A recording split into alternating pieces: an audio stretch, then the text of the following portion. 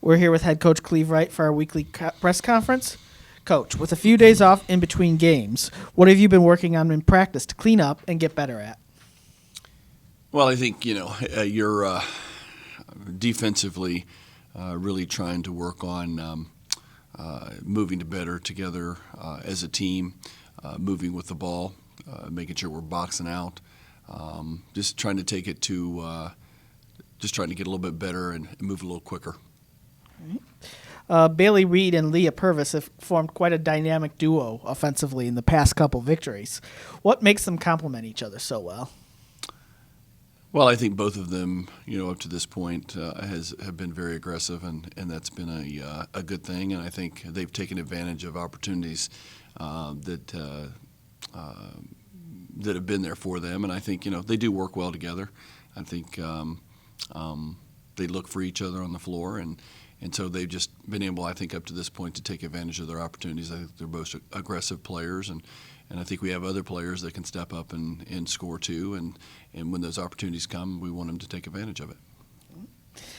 Miami's right now ranks 15th in the country with a plus 17 rebounds per game margin. How does that sort of advantage benefit the team, and is it something you stress at practice?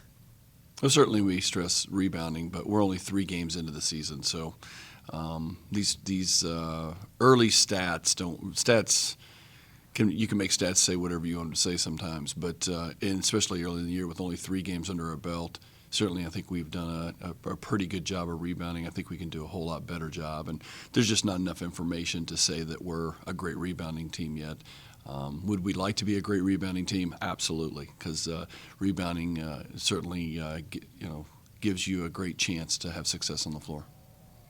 The homestand of this month concludes this week with 2 games. First up is that Goals for Life game against Eastern Kentucky tomorrow at noon. First, can you tell me a little bit about the Goals for Life programming and what you do with the middle school students from Talawanda? Well, in Goals for Life, we bring Talawanda Middle School. Actually, we have programming for the 6th grade, the 7th grade, and the 8th grade. 8th grade comes on campus and does they deal with admissions and do a tour of campus, and they meet with admissions officers, and there's presentations done, and so that's really nice. And then 7th grade will come on campus and be in our new indoor facility, and they'll have some programming down there about bullying.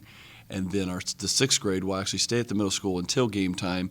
They'll have some programming there where they're talking about leadership, and they'll have a panel discussing things. And so then it all culminates at the game at noon, and so it creates a great atmosphere, and the kids have a lot of fun, and the students have a lot of fun. Our players enjoy it, and so.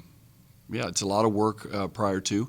Our staff does a great job. Coach Day does a great job of leading that whole scenario. It's a lot of planning. And the middle school principal, his assistant principal, Mike Malone and Lindsey Gregg, and then Superintendent Kelly Spivey. Just so happy that they work with us to be able to have this event. There's a lot of schools that would love to have an event like this and maybe don't have the participation or the willingness from the schools to make it happen. So really excited about this event and glad we were able to have it this year. And finally, looking at the game, what can we expect from Eastern Kentucky, and what will it take to earn a victory? I mean, Eastern Kentucky, again, it's early in the season. They played 2 games, one at Richmond where they probably didn't feel like they played very well, and then they played really well against Western Carolina at home. So they're 1-1 right now. I think they're a tough team that plays hard. They have some people that can score and put the ball in the hole, and so they'll come in with energy, and we need to be ready to handle that. All right. Thank you, Coach. Thank you, Mike.